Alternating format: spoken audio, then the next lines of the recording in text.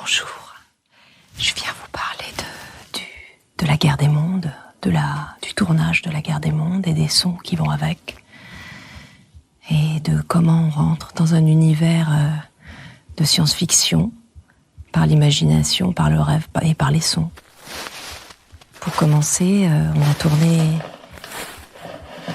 des séquences en haute montagne, au début de l'histoire. Moi, je suis dans un observatoire, je suis scientifique, et c'est mon chemin pour aller au travail, en fait. Et je marche dans la neige, puisqu'on est à 3000 mètres d'altitude, pour arriver à cet observatoire, qui est un peu magique. Et donc, on est dans cet univers de neige, il y a ces gigantesques paraboles qui font ce bruit bizarre quand elles tournent. Elles essayent de capter des sons. Et moi, mon personnage qui s'appelle Catherine Durand, je travaille avec mon collègue à essayer d'établir un premier contact. Donc c'est à la fois extraordinaire, c'est à la fois effrayant.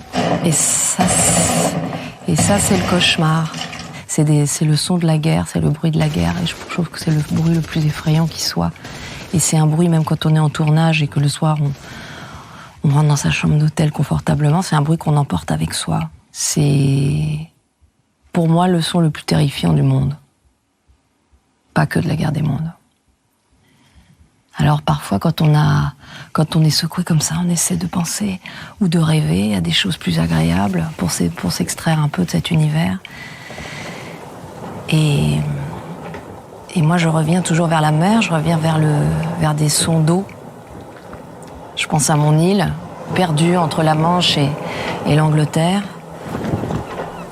Une île où j'ai fait beaucoup de bateaux dans mon enfance, et c'est un son qui m'apaise, un son de paix et de bien-être et encore un son de rêve, parce que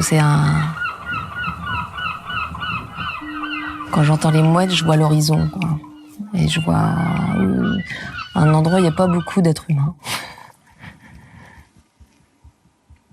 Et ça, c'est le son du silence. Et ce silence-là, il existe très fort aussi quand on tourne, et notamment quand on tourne en haut d'une montagne.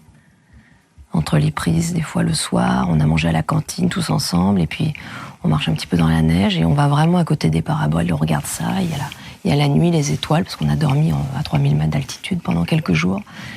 Et il y a ce silence-là, qui est très rare. Et ça, c'est mon cœur qui bat avant de faire quelque chose qui me fait peur, avant de faire quelque chose qui m'excite aussi, qui me donne quelque chose que j'ai envie de faire bien, que j'ai envie de réussir. Ça peut être juste avant une scène, ça peut être avant une scène émotionnelle, ça peut être avant une scène d'action. Et c'est le moteur.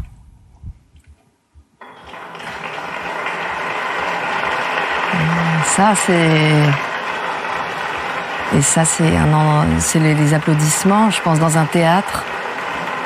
Ça peut être après une projection qui s'est très bien passée dans un grand cinéma, dans un festival aussi.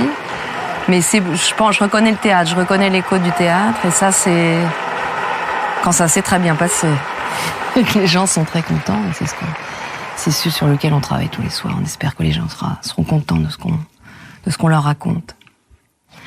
Et puis pour finir, il y a ça qui est alors c'est un peu paradoxal, parce que c'est à la fois un plaisir gourmand et en même temps un cauchemar de spectateur. Je suis une spectatrice très très dure, très très réac dans une salle de cinéma, parce que je supporte pas d'entendre des bruits autour de moi quand je regarde un film, et j'aime voir les films uniquement au cinéma.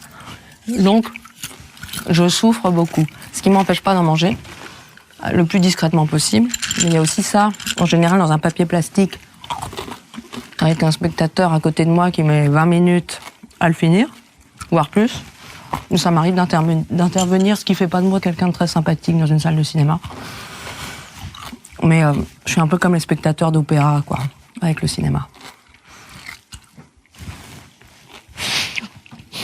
Au revoir.